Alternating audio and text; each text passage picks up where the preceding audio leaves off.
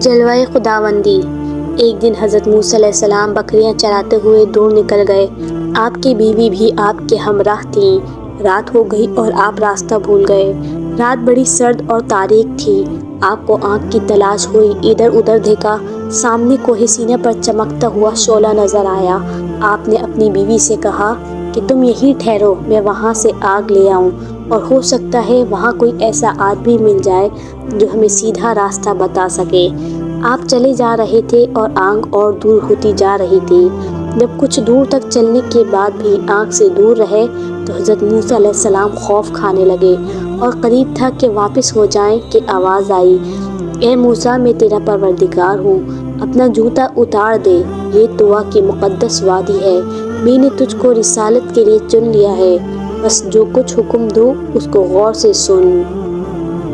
خدا کے دین کا موسیٰ سے پوچھیے احوال کہ آگ لینے کو جائیں، پیغمبری مل جائے۔ حضرت موسیٰ علیہ السلام یہ آواز سن کر چونکے اور اپنے جوتے اتار دیے۔ خوشی اور مسرت سے حیران کھڑے تھے کہ آواز آئی، موسیٰ تیرے دائیں ہاتھ میں کیا ہے؟ حضرت موسیٰ علیہ السلام نے عرض کی کہ یہ میرا سوٹا ہے، اس سے میں بکریوں کے لیے پتے جھاڑتا ہوں اور اس کی ٹیک لگا کر آرام کرتا ہوں۔ اللہ تعالیٰ کا حکم ہوا کہ اس لاٹھی کو زمین پر ڈال دو۔ جو ہی حضرت موسیٰ علیہ السلام نے اپنی لاٹھی زمین پر پھینکی، وہ ایک خوفناک اژدہا بن کر دوڑنے لگی۔ حضرت موسیٰ علیہ السلام گھبرا کر بھاگنے ہی والے تھے کہ اللہ تعالیٰ نے فرمایا، موسیٰ خوف نہ کھاؤ، اس کو پکڑ لو، ہم اس کو پھر اسی حالت میں لوٹا دیں گے۔ جب حضرت موسیٰ علیہ السلام نے اس اژدہے کو پکڑا تو وہ پھر لاٹھی تھی۔ اب اللہ تعالیٰ نے حکم دیا کہ اپنے دائیں ہاتھ کو گریبان کے اندر مس کر کے باہر نکالیے، وہ روشن ہو جائے گا اور یہ ایک بیماری نہ ہوگی، بلکہ تیرے اللہ کی نشانیاں ہیں۔ ہماری ان نشانیوں کو لے کر فرعون کے پاس جاؤ اور اس کو اور اس کی قوم کو سیدھا راستہ دکھاؤ۔ اس نے بہت سرکشی اور نافرمانی اختیار کر رکھی ہے اور وہ بنی اسرائیل پر انتہائی ظلم کر رہا ہے، ان کو اس غلامی اور ذلت سے نجات دلاؤ۔ حضرت موسیٰ علیہ السلام نے عرض کی، یا اللہ، میری زبان میں لکنت ہے، میرا بھائی مجھ سے زیادہ فصیح البیان ہے، لہٰذا اس کو بھی نبی بنا کر میرا شریک کار بنا دے۔ اللہ تعالیٰ نے فرمایا، جاؤ، تمہارے بھائی ہارون کو بھی ہم نے نبوت کا مرتبہ عنایت کیا، اب تم فرعون کے پاس جاؤ، ہم نے تم کو جو نشانات دیے ہیں وہ تمہاری کامیابی کا باعث ہوں گے اور آخر کار تم ہی غالب رہو گے۔ حضرت موسیٰ علیہ السلام فرعون کے دربار میں۔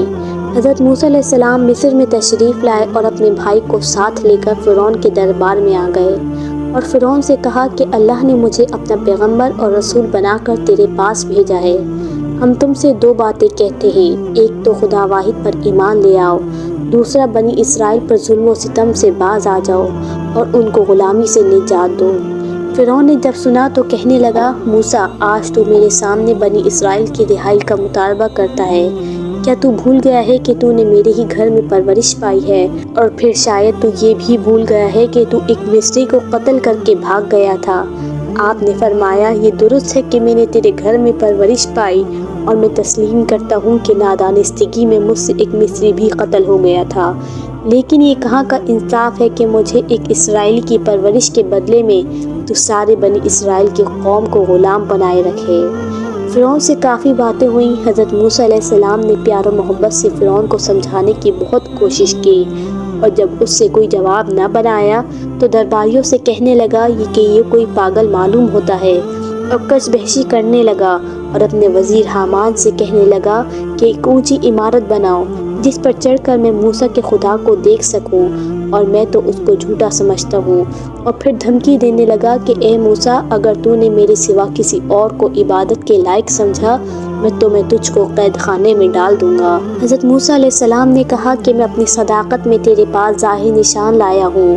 فرعون نے کہا کہ اگر تیرے پاس کوئی نشان ہے تو ہمیں بھی دکھا۔ حضرت موسیٰ علیہ السلام نے اپنی لاٹھی کو زمین پر پھینک دیا اور وہ ایک خوفناک اژدہا بن گئی۔ پھر اپنا ہاتھ گریبان کے اندر لے گئے، جب نکالا تو وہ ایک روشن ستارے کی طرح چمک رہا تھا۔ یہ دیکھ کر فرعون کے درباری چلا اٹھے کہ یہ تو کوئی بہت بڑا جادوگر ہے۔ چنانچہ یہ فیصلہ ہوا کہ اب تو موسیٰ اور ہارون کو جانے دیا جائے اور کچھ دن بعد اپنی سلطنت کے تمام بڑے بڑے جادوگروں کو اکٹھا کر کے حضرت موسیٰ علیہ السلام سے مقابلہ کرایا جائے۔ فرعون نے حضرت موسیٰ علیہ السلام کو مخاطب کرتے ہوئے کہا، موسیٰ میں جانتا ہوں کہ تو مجھ کو مصر سے بے دخل کرنا چاہتا ہے، اب تیرا علاج یہی ہے کہ تیرے اور ہمارے درمیان مقابلہ ہو۔ حضرت موسیٰ نے کہا، اس کے لیے جشن نوروز کا دن بہتر رہے گا، اس دن کے چڑھتے ہی تمام لوگ میدان میں جمع ہو جائیں۔ چنانچہ فرعون نے ڈھونڈ کر بڑے بڑے جادوگر منگائے اور جشن کے دن ایک کھلے میدان میں فرعون کا دربار لگا۔ فرعون کو یقین تھا کہ اس کے جادوگر آج موسیٰ کو شکست دے کر رہیں گے، اور وہ جادوگروں سے کہہ رہا تھا کہ اگر تم نے آج موسیٰ کو ہرا دیا تو تم صرف دولت سے ہی مالا مال نہ کیے جاؤ گے، بلکہ تم کو میرے دربار میں بھی عزت کا مقام حاصل ہوگا۔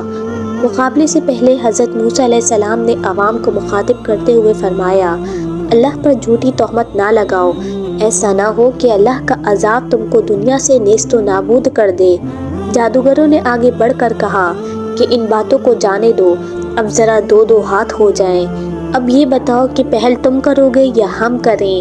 آپ نے دیکھا کہ ان پر کوئی بات اثر نہیں کرتی، تو آپ نے فرمایا کہ پہل تمہاری طرف سے ہونی چاہیے۔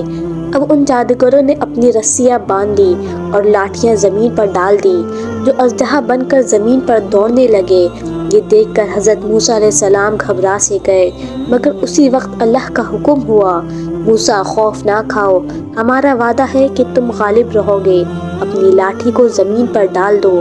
حضرت موسیٰ علیہ السلام نے فوراً اپنا عصا زمین پر پھینک دیا اور وہ ایک خوفناک اژدہا بن گیا، جس نے تمام جادو کے زور سے بنے ہوئے نمائشی سانپوں کو نگل لیا۔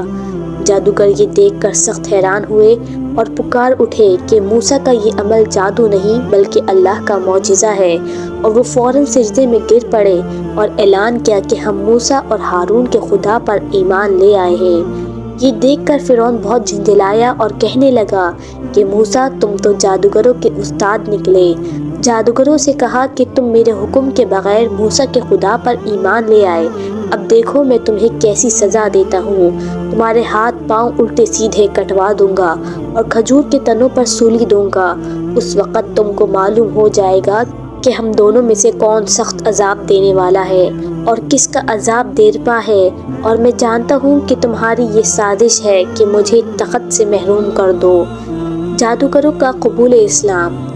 جادوگروں نے کہا کہ اب سچائی ہمارے سامنے آ گئی ہے، تو جو کچھ کرنا چاہتا ہے کر گزر، ہم ایک اللہ پر ایمان لا چکے ہیں، وہ ہماری خطائیں بخش دے۔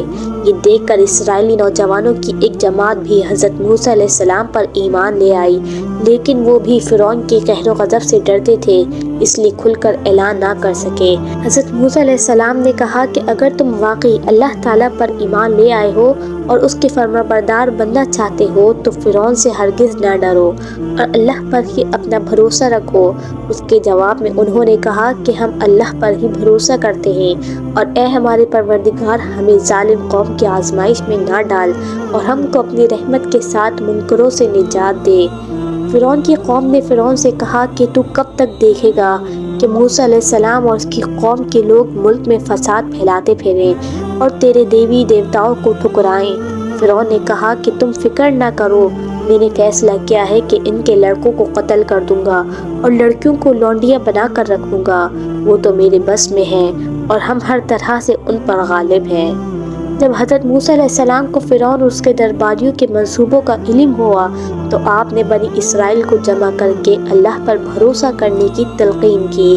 اس پر بنی اسرائیل کے لوگوں نے کہا، موسیٰ ہم تو پہلے ہی مصیبتوں میں پھنسے ہوئے تھے، تیرے آنے سے کچھ امید بندھی تھی، مگر تیرے آنے کے بعد تو اور بھی مصیبت آ گئی ہے۔ حضرت موسیٰ علیہ السلام نے ان کو تسلی دی اور کہا کہ گھبراؤ نہیں، اللہ کا وعدہ سچا ہے، تم ضرور کامیاب ہو کر رہو گے اور تمہارا دشمن ہلاک ہوگا۔ حضرت موسیٰ علیہ السلام نے اللہ کے حکم سے اپنی قوم اور دوسرے ایمان لانے والوں سے کہا کہ تم اپنے مکان قبلہ رخ بناؤ اور ان میں نماز پڑھا کرو، اور جو ایمان لائے ہیں ان کو کامیابی کی بشارت دو۔ حضرت موسیٰ علیہ السلام نے اللہ کی بارگاہ میں دعا کی کہ اے اللہ، یہ لوگ اس وقت تک یقین نہ کریں گے جب تک دردناک عذاب کو اپنے سامنے نہ دیکھ لیں گے۔ اللہ نے فرمایا، موسیٰ ہم نے تیری دعا قبول کر لی ہے۔ اب فرعون اور اس کے درباریوں میں حضرت موسیٰ کے قتل کے مشورے ہونے لگے۔ ان میں ایک مرد مومن بھی تھا جو اپنے ایمان کو چھپائے ہوئے تھا۔ اس نے کہا کہ تم ایک ایسے شخص کو مارنا چاہتے ہو جو سچی بات کہتا ہے اور تمہارے پاس اپنی سچائی میں بہترین نشانیاں لایا ہے۔ اگر وہ جھوٹا ہے تو تم کو اس سے کچھ نقصان نہیں پہنچے گا، اور اگر وہ سچا ہے تو پھر اس کے وعدوں سے ڈرو جو وہ اللہ کی جانب سے سناتا ہے۔ اس نے فرعون سے کہا کہ میں تم کو وہی مشورہ دے رہا ہوں جس کو اپنے خیال میں درست سمجھتا ہوں اور تمہاری بھلائی کے لیے کہہ رہا ہوں۔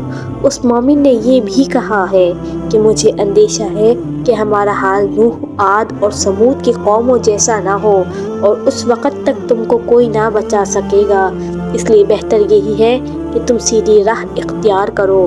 لیکن فرعون اور اس کے سرداروں پر کوئی اثر نہ ہوا، بلکہ انہوں نے کہا کہ موسیٰ سے پہلے اس سے نمٹ لینا چاہیے۔